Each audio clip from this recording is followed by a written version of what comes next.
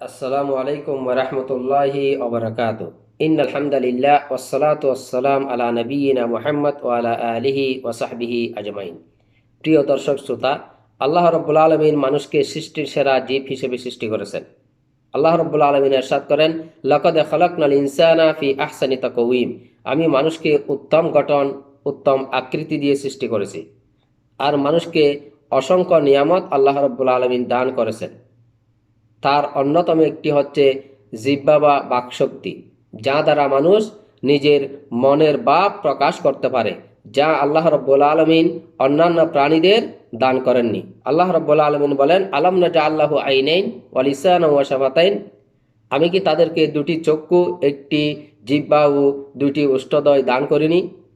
অতএব আল্লাহ প্রদত্ত এই নিয়ামতের যথাযথ মূল্যায়ন আমাদেরকে করতে হবে।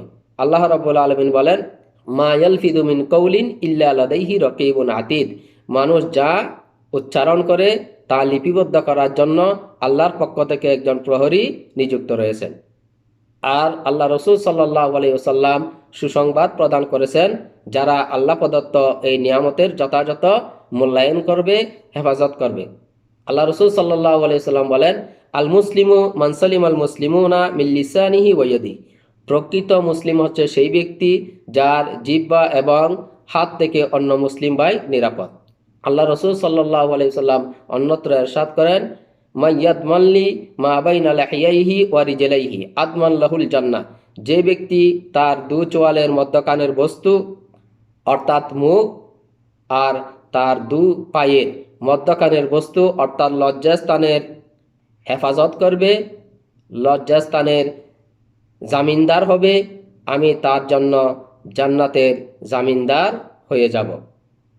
অতএব আসুন তাহলে আমরা আল্লাহ প্রদত্ত এই বিশেষ যে নিয়ামত আল্লাহ আমাদেরকে দান করেছেন, সেই নিয়ামতের আমরা যথাযথ মূল্যায়ন করি, এই নিয়ামতের আমরা হেফাজত করি। বিশেষ করে জিহ্বা দ্বারা যে সকল অপরাধ সংগঠিত হয়, যেমন গীবত, পরনিন্দা, পরচর্চা, চুগলখড়ি করা, হারাম খাওয়া, হারাম বলা, অপ্রয়োজনীয় কথাবার্তা বলা থেকে আমরা বিরত থাকি। আল্লাহ রাব্বুল আলামিন আমাদের সবাইকে আল্লাহ প্রদত্ত এই নিয়ামতকে যথাযথ মূল্যায়ন করার, হেফাজত করার তৌফিক দান করুন। ওয়া আখিরু দাওয়ানা আনিল হামদুলিল্লাহি রাব্বিল আলামিন। আসসালামু আলাইকুম ওয়া রাহমাতুল্লাহি ওয়া বারাকাতুহু।